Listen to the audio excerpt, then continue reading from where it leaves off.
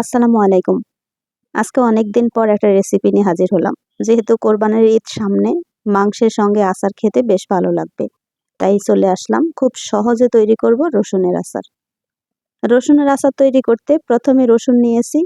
রসুনের সাথে যেই বাকি উপকরণ সবগুলো আপনাদের দেখাবো। এটা হচ্ছে ইন্ডিয়ান যে রসুনগুলো থাকে সেই রসুনের খোসা ছাড়িয়ে নিয়েছি। এটা পাঁচফোড়ন, একদম ছোট্ট যেই ব্লেন্ডারের জার থাকে সেই ব্লেন্ডার জারে গুঁড়া করে নিব। আর এখন পাশে রেখেছি সরিষার তেল, সিরকা। এই তো সবগুলো উপকরণ হচ্ছে। তেঁতুল ভিজিয়ে রেখেছি, সাথে লাল মরিচটাকে অর্ধেক করে নিয়েছি। সঙ্গে দিব আরও গুঁড়া মরিচ, স্বাদমতো লবণ, চিনি, একটু হলুদ পাউডার। হলুদ পাউডারটা হচ্ছে আচারের কালারটা সুন্দর হওয়ার জন্য। সরিষার তেল, আচার মানেই হচ্ছে সরিষার তেল।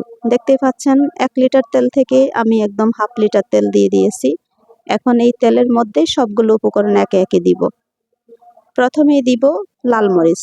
এই মরিচটাকে একটু ভেজে নিব, যাতে করে আচারের সঙ্গে, ভাতের সঙ্গে, খিচুড়ির সঙ্গে একটু ডলে ডলে খেলে অনেক বেশি মজার হয়। আর এই যে পাঁচফোড়নটাকে ব্লেন্ডার জারে গুঁড়া করে একদম সুন্দর করে তেলের মধ্যে দিয়ে দিয়েছি, যাতে আর একটু ভাজা ভাজা হলে ফ্লেভারটা অনেক বেশি সুন্দর হবে। সঙ্গে দিব তেঁতুলের যেই জিনিসটা, এটা হলো তেঁতুল গুলিয়ে রাখা সেই পানিটা, টক পানি। এখন হচ্ছে রসুনগুলো দেই। রসুনগুলো দিয়ে এটাকে আগে একটু ভাজা ভাজা করে নেই।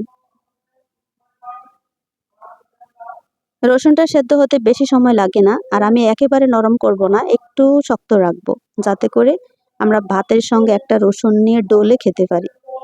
সঙ্গে এখন মশলা উপকরণ, হলুদ পাউডার, মরিচ পাউডার, সবগুলো উপকরণ একসঙ্গে দিয়ে দিব। লবণ, লবণটা হলো স্বাদ মতো, যে যতখানি পছন্দ করবেন। কেউ অনেক বেশি লবণ খেতে পছন্দ করে, আবার কেউ হচ্ছে হালকা খেতে পছন্দ করে। আর এই যে তেঁতুলটা দিয়ে দিয়েছি, এটা দেওয়াতে আচারের স্বাদ একদম দ্বিগুণ হয়ে যাবে। নর্মালি কিন্তু আমরা যে কোনো আচারের মধ্যেই একটু রসুন দিয়ে থাকি, সেটাও কিন্তু মজার হয়। আবার রসুনের সঙ্গে যখন তেঁতুল দিব, সেটাও তো একদম মাংসের সঙ্গে অনেক অনেক বেশি মজার হবে। এখন এটা সেদ্ধ হওয়ার জন্য আমি ডেকে দিব। 10 মিনিট পরে ফিরে আসব। চুলাটাকে লো মিডিয়াম আঁচে রেখে তারপরে দিব। সাথে একটু সিরকা দিয়ে দেই, যাতে করে আমার আচারটা সেদ্ধ হতে হতে একদম সুন্দর সবকিছু হয়ে যায়।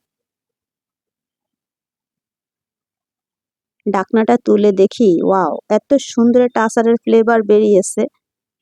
এই যে বললাম, রসুনটাকে কিন্তু একেবারে নরম করে ফেলবো না, একটু যখন রাখবো শক্ত শক্ত, এটা তেলের মধ্যে থেকে যখন নরম হয়ে যাবে, খেতে কিন্তু সেই ইয়াম্মি লাগবে।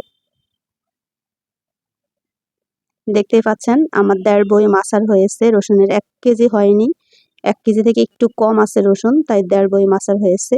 এই বয়মের মধ্যে গরম গরম রেখে এখন আমি ঠান্ডা হতে দিব। তারপর আমি একদম টেবিলের উপর রেখে দিব।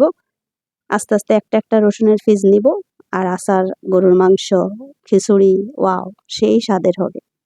কত সহজে বানিয়ে ফেলেছি, দেখতেই পাচ্ছেন। এত সহজে যদি আচার তৈরি করা যায়, তবে কেন বানাবো না।